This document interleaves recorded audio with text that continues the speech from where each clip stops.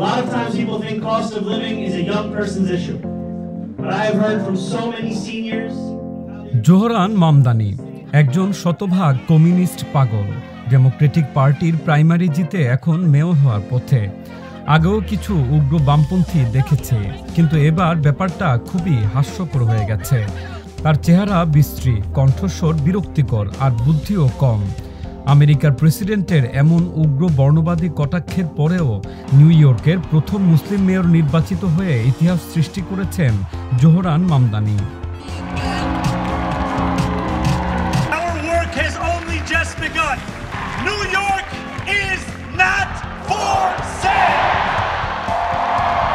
যুক্তরাষ্ট্রের সবচেয়ে বড় শহর নিউ ইয়র্কের মেয়র নির্বাচনে ঐতিহাসিক জয় পেয়েছেন Mamdani.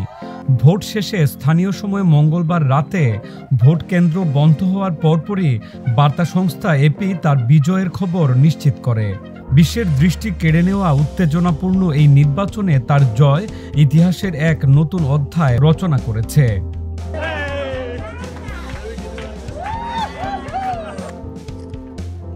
It is whether we are willing to say goodbye to anti-Muslim sentiment that has grown so endemic.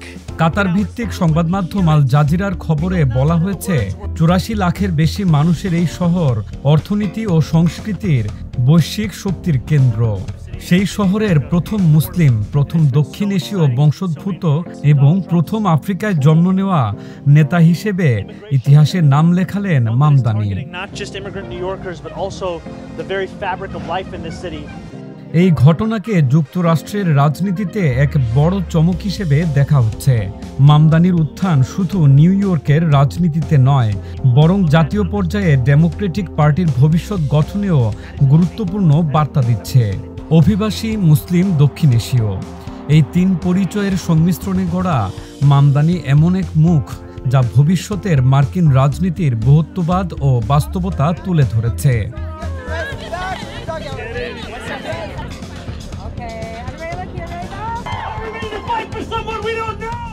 উগান্ডার কাম্পালায় জন্ম নেওয়া মামদানি নিজেকে অর্গানাইজার বা সংগঠক হিসেবে তুলে ধরেন। চলচ্চিত্র, র্যাপ ও লেখালেখির সঙ্গে যুক্ত থেকেও সবসময় যুক্ত ছিলেন সামাজিক সংগঠনে। রাজনীতিতে যোগ দেওয়ার আগে মামদানি কুইন্সে নির্বাসিত ব্যক্তিদের জন্য কাজ করতেন হাউজিং কাউন্সিলর হিসেবে। মামদানি তার মুসলিম পরিচয়কে সাহসের সঙ্গে তুলে ধরেন। তিনি বলেন, পাবলিকলি মুসলিম হিসেবে দাঁড়ানো মানে হচ্ছে কিছু নিরাপত্তা হারানো, কিন্তু এই ভয়কে আমরা জয় করব। তিনি নিউ ইয়র্কের জীবনযাত্রার খরচ, দারিদ্র্য ও খাদ্য সংকট নিয়ে খোলাখুলি কথা বলেন। তার মূল নির্বাচনী অঙ্গীকারগুলো হলো মামদানির নির্বাচনী ইশতেহারে যা উল্লেখ রয়েছে: নগরীতে বসবাস বিনা খরচে করা, সর্বজনীন শিশু পরিচর্যা, ভর্তুকিপ্রাপ্ত বাসাবাড়ির ভাড়া স্থগিত রাখা, নগর কর্তৃপক্ষের মাধ্যমে নিজস্ব গ্রোসারি দোকান চালু করা, যার খরচ আসবে ধনীদের ওপর নতুন কর বসিয়ে। We believe that housing is far too expensive. We're going to build hundreds of thousands of affordable homes, take on bad landlords, and freeze the... And we believe that daycare shouldn't cost as much as a year's tuition at City College. That's why we're going to deliver universal... মামদানির প্যালেস্টাইনের প্রতি সমর্থন ও Israel বিরোধী অবস্থান তাকে অনেক Democratic নেতার চেয়েও এগিয়ে রেখেছে।